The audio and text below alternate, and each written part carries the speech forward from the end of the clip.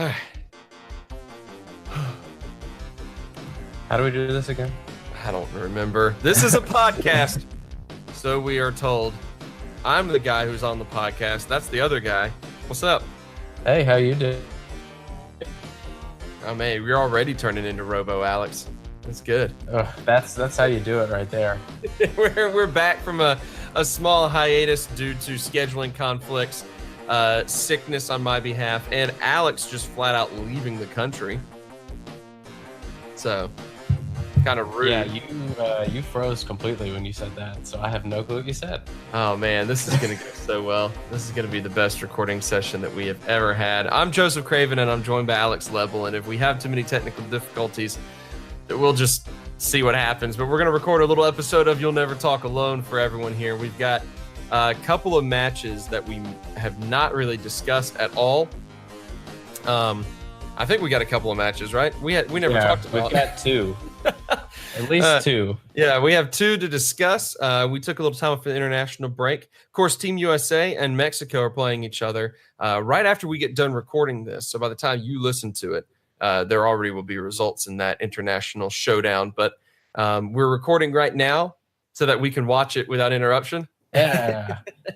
But we do have a couple Liverpool matches. First and foremost, Liverpool, of course, off to a hot start to the first four matches of the season. 12 points, 4 wins out of 4 matches, plus 8 in the goal differential to sit on top of the league to start things off. I don't remember off the top of my head when what year it was that we had a beginning that rivaled this at all. Was this the first 4-win start to the season that we've had in the Premiership? I'm trying to remember. That sounds right, but I don't remember either off the top of my head. But it's been a very long time since we started this well. For sure. In terms of results. Absolutely. Absolutely. Not to mention the fact that we have, the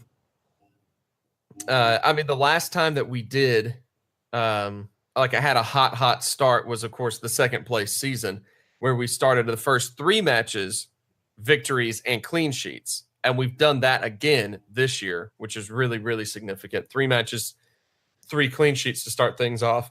Didn't let anything in until the last or the 4th matchup. And even then, that was after we already had a 2-goal lead. Right. And it took some crazy stuff. Right. Exactly. So the defense vastly improved. It's just an exciting time. But maybe the most important thing to discuss here is that you, Alex Lebel, were actually at the match against Brighton and Hove Albion. Yeah. Just tell us a little bit about that experience. It's going to be hard to put into words, which I apologize about. But it was unbelievable. I think the main takeaway, besides getting to see Mo score, was that you always hear about how loud the Kop is. Yeah. But you don't really know how loud the Kop is until you get in the Kop, being part of the noise. Like the first chant that came up, can't remember which one it was, but it was just booming. Like it almost hurt a little bit. It was so loud, and it was just incredible. And there were definitely a few times where I got emotional, especially rounding the corner. Shout out to Dave, Ian, and Tony, the guys who bought my Uber for me, and Nice. They helped me get to the stadium when the buses and the taxis were letting a lot of people down. They were super incredibly nice and showed me the way to get to the stadium. Would have gotten a drink with them, but I had to go meet someone to also get their ticket, help them get their ticket as well. But yeah, rounding the corner and seeing the stadium that up until a week ago or 2 weeks ago had just been a place on TV where my favorite team played, and then to make it a real place was just unbelievable. But yeah, and it wasn't a barn burner by any means, but it was a great performance for a team with title aspirations. To not play that well and to get the win, only really have one chance to save and create a few others, but really just keep them under pressure the whole time. It was awesome for so many reasons. I can only dream of it. There is, of course, Zach Osborne, fellow You'll Never Talk Alone. I almost called this running out the clock. It's been too long. I don't know what I'm podcasting about anymore. But Zach Osborne and I, of course, went on a trip a few years back and had tickets. We were so ready to go to a match against Sunderland, and Sunderland ended up advancing in like the FA Cup, and the match got rescheduled just a few weeks before we were supposed to be there. So we couldn't change flight plans or reservations, anything at all like that. So that's actually how I ended up becoming a Brighton and Hove Albion fan, is that we said, you know what, let's just pick some other easy to acquire ticket. Zach did research and said, hey, from everything I read, Brighton has this like new stadium.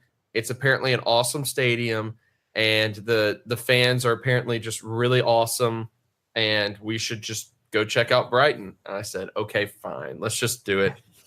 So Liverpool as a club were very, very kind to us and refunded us the ticket price, if I remember correctly, on account of us being, damn Yankees who couldn't get anything right. But yeah, so ended up in Brighton instead, and I had an incredible time there. Just spent the whole day down on the coast, eating some real fresh fish and chips, drinking some beers, and then going to the Amex with the entire crowd. Bought Brighton jerseys. Like, we were all decked out, ready to go. It was an incredible time. But nothing, I still dream about the opportunity that I hope to seize at some point in the next few years, to go to Anfield and witness all of that myself before I die. That's basically it, which I think will happen in like 3 or 4 years, if we're being honest. Hey, I'll go again. I'll go with you. Okay. I think it's a place I'd like to see again. After some careful deliberation. Yeah, it took some thought. That match, though, we do need to talk about it, I guess, instead of just our personal experiences. That match was, like you were just saying, it wasn't the prettiest match in the world. It was once again another match this season where Liverpool has dominated possession, dominated the shot total, but just could not really get any shots in. And maybe I have to look over the previous 2 matches, but I think it's been our least accurate match so far in terms of shots versus shots on goal. Yeah, we were definitely snatching at some chances in that one. Definitely seemed that way. But it was, of course, a 1-0 victory, and it was, of course, Mohamed Salah, the Egyptian king, who got that 1 goal. But this was the 3rd of 3 straight clean sheets. And as you mentioned, and we'll talk about more in a minute with the Leicester City match, there was a lot that had to happen for Leicester City to get a goal against us. Yeah. And so this was, you could still say even now, this is, shaping up to be the best defensive Liverpool team that we've had in a long, long time, which is funny to say considering we've been known for offense for so long. But, the Van Dijk and the Alisson effect still in full force. What's been your assessment in these couple of matches about the importance of the defense and those signings in particular? They've been great. It's been a combination of obviously Van Dijk leading the back line, Alisson giving some assurance behind. In the Brighton match, that was the one where he dinked it over Glenn Murray as there was pressure. Murray was applying pressure, and he chipped it over. And there was obviously what happened next week probably didn't draw as great of a cheer from the crowd, but we'll get to that in a little bit. Yeah, it's been helped with Joe Gomez as well. His performances have been absolutely incredible. He's growing and growing, playing next to someone with the skills and leadership ability of Virgil van Dijk. And it's almost like some people had been saying that he should be playing center back for a while. I don't know if we know anybody who said that, but yeah, nothing I can think about. But no. Yeah, he's been great. The fullbacks have been basically playing as wingers. Trent and Andy, their average positioning is like the outside of the opposition's 18. So it's hard to. Which is what you could. It's what you could pull off when you've got 2 center backs and a keeper that are playing in the way that our 2 center backs and keeper are playing right now. Right. Exactly. So it's hard to even classify them as putting in good defensive performances when they're playing winger. Right. And another group of people that are definitely to be credited for this defensive performance is the midfield. And Milner, Keita, and especially Genie have been fantastic and have been bossing the midfield and winning tackles and recovering quickly and shielding the defense when need be and circulating the ball to where we don't even have to play defense because we have the ball all the time. So lots of good performances from individuals despite not playing extremely well as a unit. Yeah, absolutely.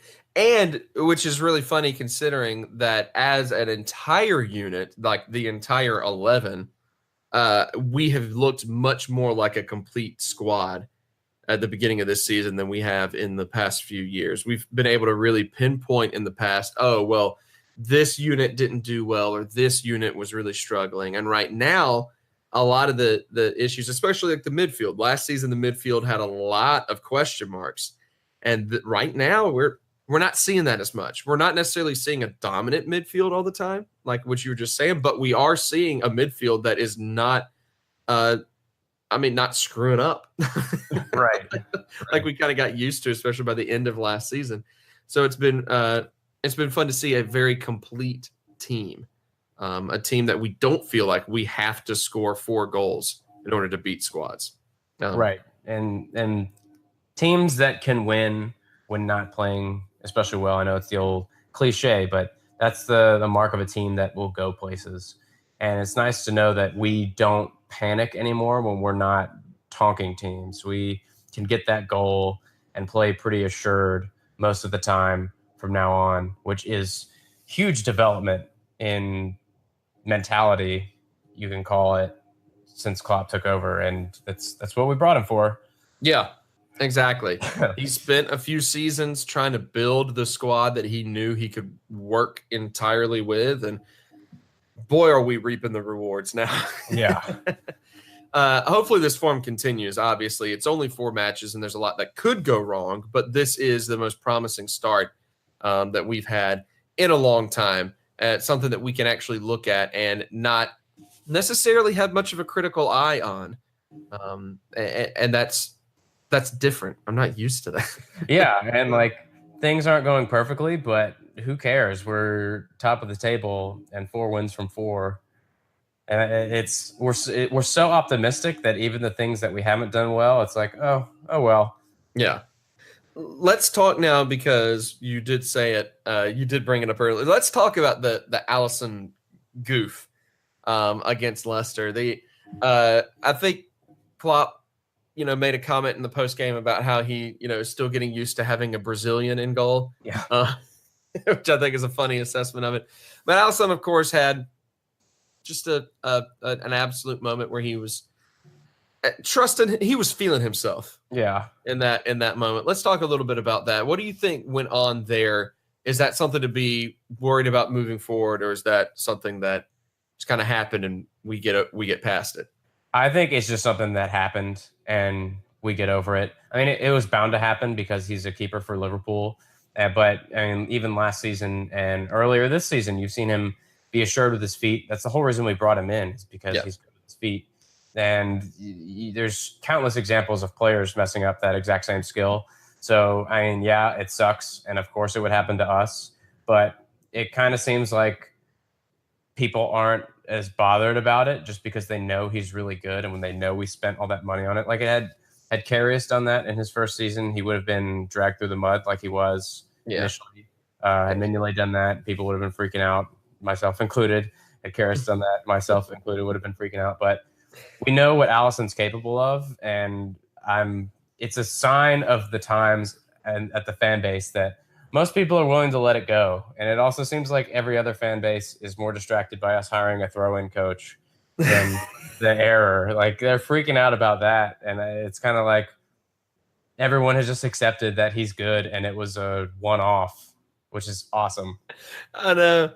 It's weird to not be overly criticized about mental errors right now because we feel like we're a mentally stronger team than ever before. What's your take on the throw-in coach? Can we discuss that for just a moment? I mean, that's not normal, right? Is it?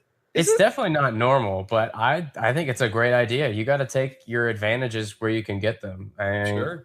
Andy Robertson's already said he's added like 6 yards to his throw in, and that opens up like a whole radius, whole almost sphere of, or half sphere, I guess, of places he could throw it. And I mean, especially with how we play, when we're trying to go quickly and go long quickly, I think it's a great asset to have. And I don't like, why would you not? We have the money. Get better at everything. I was reading stats last year. Like the Guardian usually puts together like the reverse stats. Like it's usually the people that like the team of the season. Now it's just like the dunces of the season. And like there are teams that average giving away throw-ins 7 to 9 times a match. Like, and with margins as fine as they are now in the league, you can't really afford to do that. So I'm absolutely fine with it. I'm kind of weirded out by why people are so weirded out about it. I know. I mean, the game is constantly changing. Right. I mean, all sports. You don't watch.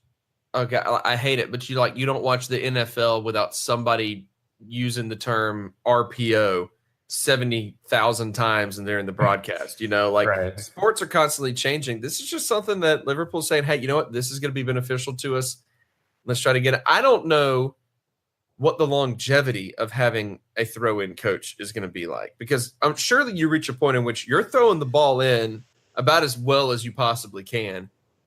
And like, you're not just going to magically get like 30 more yards on it like next year. I just wonder about the longevity of it. But right. I'm sure he's like a consultant. I'm pretty sure that's exactly how we hired it. I think he's super part-time and it's probably only for a few months, but I think he had been said to have been working with FC Midtjylland from Denmark, who was same ownership group as Brentford. And I don't know if he worked with Brentford or not, but they're like super stats oriented. Like we talked about Moneyball. They're like Moneyball on crack. They look at everything. That's how they make all their signings. And they find some pretty shrewd players that way. Like I know their running joke is this guy named Tim Sparv, who's like the least remarkable player ever, except when you look at like the important stats for his position, and he's like way outperforming what his worth is. So that's they incredible. Absolutely love him. But yeah, I think they brought him in and it boosted a lot of their performance, just like they did with set pieces. So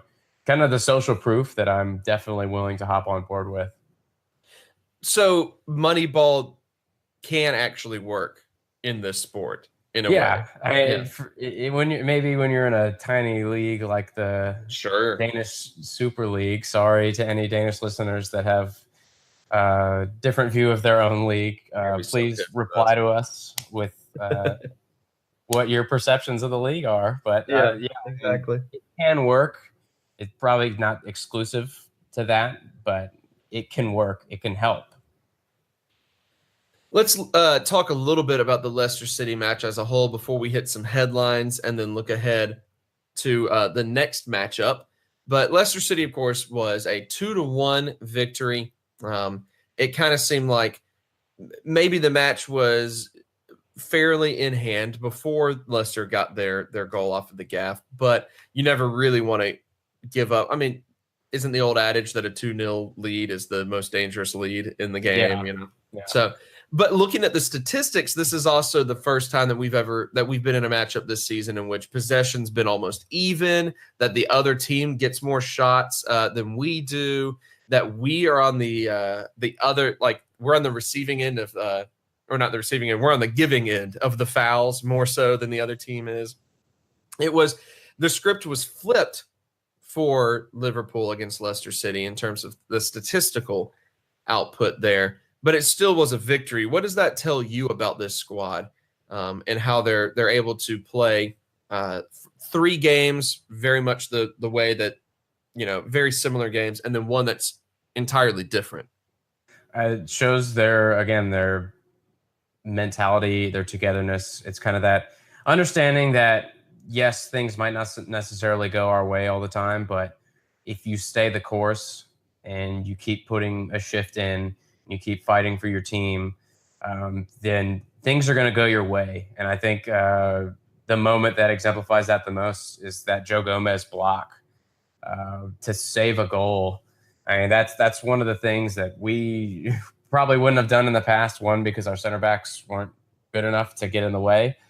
But two, when they were clean through, I don't know if we would have made that extra effort to get back. Not questioning their effort, but it's just kind of that we know what we're doing. We fight for this team to the very end. And that's some of the stuff that we haven't necessarily seen with this team in the past. But things aren't going our way, and we aren't freaking out. I think that's kind of the big takeaway from these first 4 matches, and none of the matches are a better example of that than this Leicester match, and especially like the last 30 minutes of that. Yeah, there was resiliency there. Yeah. There was resiliency there, to say the least. I mean, this was a match that sadly I was not really able to watch in real time. I'm trying to remember why that was now, but I'm drawing a blank on it. So, oh well. I was on a plane, so I did miss this match real time. I was flying back. I don't know. Maybe I was on the road going to a football game. Does that seem right? Doesn't seem right. What day was this? It was Saturday. That was the late kickoff. Okay, that must have been it.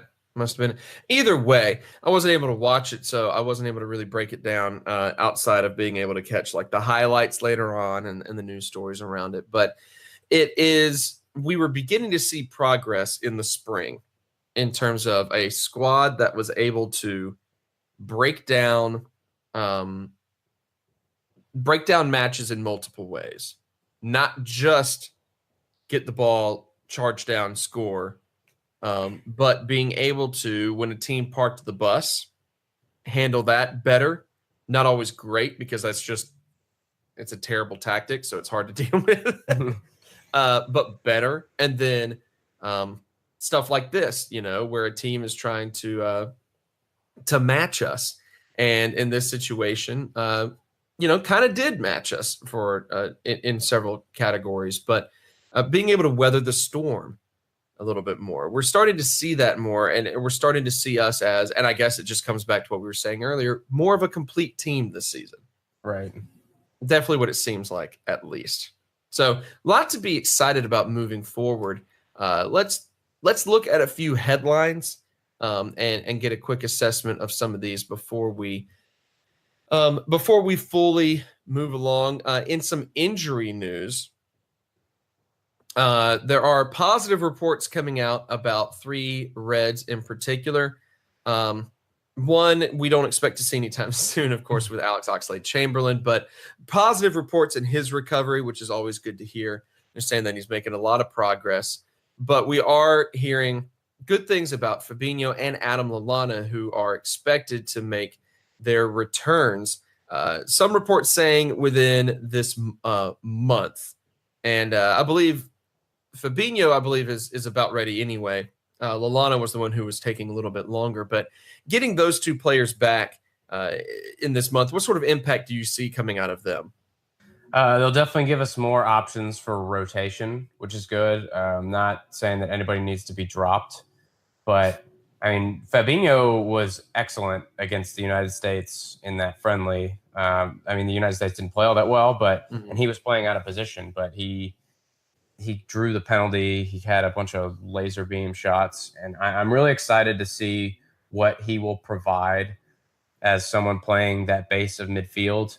Whereas we've seen kind of Gini and Milner and Keita, and against Leicester, we saw Hendo playing that deeper role and kind of rotating around there. I think he can be that anchor once he has gotten, he seems to be getting closer to the kind of the tactical side of things. So when we see teams like Brighton, and Chris Hughton openly admitted that, like coming to Anfield or playing against Liverpool, you can't really play. And teams are going kind of more Mourinho on us and not really trying to come out and take us on, because they know if they do that, they're going to get popped in the face. So I think he will be a valuable asset in breaking those kind of teams down. Adam Lallana, again, another option to have off the bench. And of course, the news with Lallana was more so that the injury that he suffered was not as severe. Right. It just appeared to be a minor groin strain that should, I believe, here's the quote. coming from Liverpool. They expect him to only be out for the short term, and he could come back into contention for the Reds before the end of September. Yeah, he'll be another option to have, a nice option, especially as Carabao Cup and Champions League start up. I think he will get a lot of time then. Not a lot, but he'll get some time because he's, unfortunately for him, he's fallen down the pecking order with the people coming in and just not being fit. Yeah. So it'll be a good chance to give him some match time to get back up to speed. Also hoping the same thing for Dominic Solanke, who was not able to secure a loan coming out of the summer. I know there was some talk about trying to get him a loan somewhere so he can see more first-team football, and that didn't work out, or maybe they just decided not to do that. But really hope to see him on the pitch soon and some of those, Carabao Cups and what you just mentioned as well. Another thing not really Liverpool news here, but I mean, it is at its core. But of course, Steven Gerrard is actually off to a solid start as the Rangers manager, guiding them into the group stages of a European competition for the first time since 2010 and 11. So qualified for Europa, and they've made it into the group stages. I mean, I guess the real question here is when can we expect, Gerrard to become our manager? I mean, that's honestly what this is for. That's really why he's up there, is to get first-team manager experience and to train him for this job. He's doing great. The only thing I will say against him is that I was in Scotland for the Old Firm Derby, and people were not happy with how Rangers played. They were like, well, they didn't really play.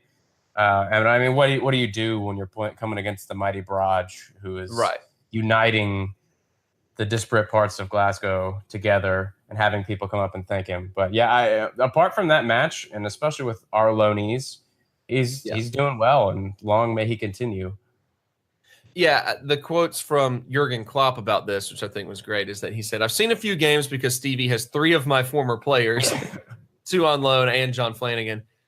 Gerrard's doing well. I'm not sure what the Rangers fans expect, but the start was brilliant, actually. Then you lose against Celtic." I love this. Wow, what a surprise. Yeah. That is a top team in the league. And he pointed out that Celtic's not 50 or 60% better like in the last few years, but they're coming closer. So big words or kind words from Klopp talking about the state of Rangers. The Rangers and Celtic rivalry is one of the most interesting things that you will ever hear about in all of sports. I remember a friend of mine who went to an Old Firm Derby a few years back it was actually many years back now that I really think about it. But he went doing research for a book he was working on about some of the biggest rivalries in all of sports. And he was telling me stories that he accumulated when chatting with fans. And one of the best ones I ever heard is, I forget which side this guy was on, but he walked out of one of the pubs. And this was like in the 2000s. He walked out of one of the pubs and was shot with a crossbow by a fan of the rival. What? The fan of the rival club just had a crossbow on hand. Where do you even get that? Yeah. Like the Edinburgh Castle is about an hour away. You gotta. That's the only place you're gonna find one of those. Right, I know, but apparently he just had a crossbow. Was like, whatever, this guy's going down. Shout out. I think the guy made a nice recovery, but anyway, just absurd. I love it. Fascinating stuff. But it's cool to see Rangers, of course, come back from the sad state that they were in here, sad financial state, and be, start to reach a point again in which they are competitive, because I mean, it's good for the Scottish League to have those two teams doing well. Yeah, it just is. It's also good. This isn't Liverpool related, but it's good to see one of those two teams not at the top of the table. Someone else is finally at the top of the table. So go Hearts. Yeah. I'm fully into Hearts. I fully support Hearts. I didn't get to go to a match when I was visiting, but I did stand on the heart of Midlothian itself on the Royal Mile. And I think tradition says you're supposed to stand there and curse the king or something like that. So did that. Probably not, but Anyway, something like that. Something like that. Finally, there's one little rumor we want to discuss. There have been some loose links between Liverpool and Adrian Rabiot that have been denied quite a bit, but they still keep popping up. I guess the question here is, do you take any stock in this? And if so, do you think it would be a good move? It's another one of those situations where my head says, no, of course that's not happening. But then my heart says, we're back on top, baby. We get players like this. So I think it would be a great fit. I think he would be an excellent option to have in midfield. He can play any one of those three roles. He's great in the air. I think he's won 100% of the tackles he's been involved in this season. So that's something else that would be a great asset to our midfield. I mean, he's great all around, and he's young, and he's got fantastic hair, and he would be a threat on set pieces. So I would love to see him come in. We've got some midfield options that we will probably be rotating in terms of clubs. So we can talk about that at some other point, but having him in for some of our other options would be ideal. Yeah. I mean, you can't look at that and just say, no, that seems like a bad idea to me. Just thinking about the quality of player that he is. You can argue against, like, stylistically. And in fact, I think we actually did have a group discussion where our own Will Cave said that stylistically he didn't necessarily see why that would, need to happen. And so we'll have to, next time Will is able to get onto the podcast, we'll discuss that. Or maybe we won't, because maybe by the time Will gets back on here, those rumors will completely die. Yeah. There's no telling. Rumors are great. Rumors are just great. So let's look ahead and preview just a little bit of the matchup coming up on the 15th, the early game. Yay. That's us again. Yay. All right, we are going up against Tottenham Hotspur, another squad that has started off pretty well. They've snagged 9 points out of their first 4 matches and a +5 goal differential. However, I do want to point out, as always, that they are not in first place in the league. Because do you know who's in first place right now, Alex? Watford? Yeah, you got it. No, we are. Yeah. Yeah. Watford would be if they just had a few more goals. They weren't suck butts like everyone else in the league. Don't at me. Don't at me. The top 4 really shape up exactly how you would expect. Liverpool, Chelsea, Watford, and Man City. Yeah. Makes total sense. Watford, of course, did beat Tottenham in the league so far. Like everyone expected. Yeah, exactly. We all knew that. This Watford, they're a powerhouse. Tottenham has victories over Newcastle, Fulham, Manchester United, and Watford. If I told you that, and lost to Watford, if I told you that Tottenham had played Watford, United, Fulham, and Newcastle to start the season, and in only one of those matches they had a clean sheet, which team would you predict they had the clean sheet in? United. Of course you'd predict that. It just makes sense. If you're going up against Watford, Fulham, and Newcastle, and United, obviously you're going to have your best defensive performance against United. What? What's up with Tottenham right now so far in the season? What have you seen out of them, Alex? They kind of like us, I would say. They haven't looked like the sum of their parts, but I will say they finally are getting the best, which viewers of the sport haven't seen in a while, from Lucas Moura, which is dangerous for us. And on his day, he's very dangerous. He's very quick. So that's someone we'll have to watch out for. But despite not making any signings, they do kind of have a bit of a selection headache. I mean, Son is coming back from the Asian Games, having avoided military service by winning it. Dele Alli has a bit of a knock. Might not said he's supposed to be fit, but who knows? And the big thing I'm looking for with them is how they line up shape-wise, because you kind of see them go 3 at the back when they want to be a little more progressive and attacking. But also, like we mentioned earlier, teams know that if you do that against us, you're going to get burned. So we might see them line up in a back 4, and if that's the case, who starts for them, who plays where, what's their midfield look like. So a lot of options for them, but I back us coming into this match on even form, despite not having played that well, and confidence, and the fact that, knock on wood, most players are coming home soon, and we haven't had that many injuries. Yeah. We haven't even really discussed that. We haven't had that many injuries. That in and of itself is a victory. Yeah, it's a little scary that we haven't had any injuries. It seems like something's brewing. God, I hope not. Yeah. Yikes. This is a big matchup for sure. Tottenham is down there in 5th place right now through the first 4 matches. The first team when you run down the list that has a loss. So that's 3 victories and a loss for them on the table. And just looking at it, I didn't really notice this yet, but there's 5 teams that don't have losses so far. Us, Chelsea, Watford, Man City, and then Everton, who was doing their best Brighton and Hove Albion from 2 years ago impression with 1 win, but then 3 draws. Brighton, of course, almost got automatic promotion off of what did they? I mean, they had 30 draws. It was ridiculous. It wasn't that high, but it was so dumb. So Tottenham's the first team that, when you go down the list, have a loss through the table, but they're being carried in other areas. And so the question here is, what do you think that we will have to do in order to beat Tottenham and hand them their 2nd loss of the season?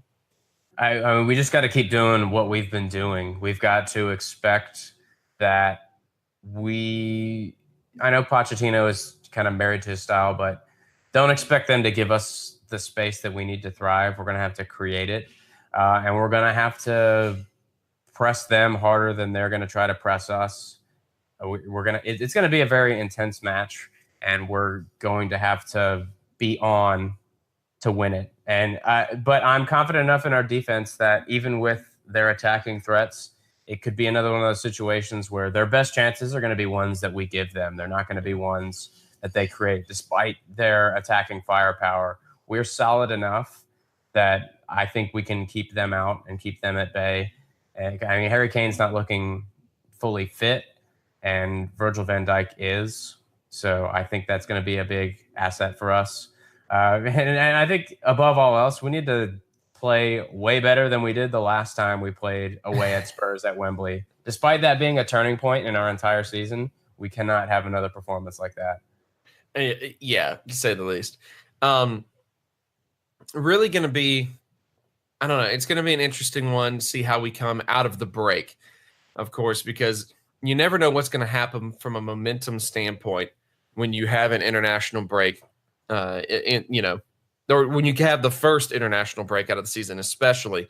You never really know what that's going to do for you from a momentum standpoint. But that being said, we do have, a team that is just clicking in a lot of areas, and it makes things very promising.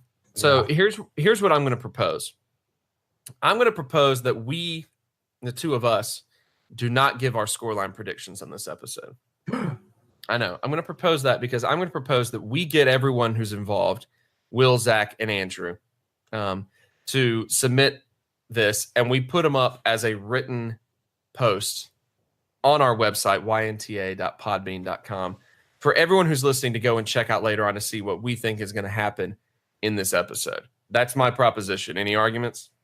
No, but I will add that also go check out our other previous written post where 2 of the 5 podcasters selected Watford as a relegation candidate. Yep. I won't name names because I don't remember who they were, but I know that Watford was on multiple people's lists.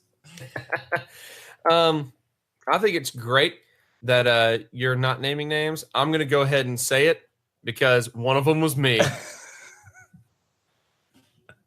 One of them was me. It was me and Will who said Watford. I still hold to the belief that they will fall apart from here on out just to make myself right. But I do also have to always say this on every podcast I'm on. I am notoriously bad at predicting things. For some reason, I could be 100% confident. The only time that I'm really good at predicting things I've noticed is I'm normally pretty good at fantasy football in the NFL, and I'm not fantasy Premier League. God, I'm so bad. And I'm normally pretty good at predicting NFL games against the spread, because I'm in a league that I've been in a league that does that for like 4 years now, and I've done all right for myself. Nice. Outside of that, not good at all. So maybe if there was more of a competitive edge to this, I would actually be better at it now that I think about it. I need to join more pick'em leagues. Yeah, that's the big takeaway from this. That's the big tech. Well, I had a stunning life realization right now in this recording session. So you need to gamble more. Is basically what you're saying. I mean, now that you've worded it that way, yes. All right, thank of everyone you here who got to listen to the podcast. All your base belong to us, and that's just. How are you, gentlemen? Somebody set up us the bomb. Thank you for listening to this episode of You'll Never Talk Alone. Woo-wee. Harsh. I'm so glad that I survived. I'm so glad I lasted this long before, completely losing my mind. We do appreciate you jumping in and listening to this episode. We'd appreciate it even more if you go ahead and share it with people. You got some Liverpool fans in your life who aren't listening. Right those wrongs and get them listening right now. Again, I mean, we could find us on iTunes, Google Play. You can go straight to Podbean itself if you like to listen to things on Podbean. But wherever it is, subscribe, share it, leave a review. That always helps us. All that good stuff that you hear. Smash that like button. Smash that like button. You've ever watched a YouTube video, you know that they start and end with that, because for some reason statistics say that all it takes is a reminder to subscribe to make people like 75% more likely to subscribe. Isn't that weird? That is weird. People are dumb and weird. All right. But not you, listener. But not you. You're all beautiful and smart. All right, we're going to wrap this up. Thanks for listening. I'm Joseph. That's Alex on behalf of Zach, Will, and Andrew. Did I get their names right? I haven't spoken to them in months. I think so, but I also don't really know who you're talking about. I know for a fact that Zach's name is spelled with a K at the end. Z-A-C-K. That is a known fact. Everyone's aware of that. Thanks for listening. We'll catch you next time on YNTA.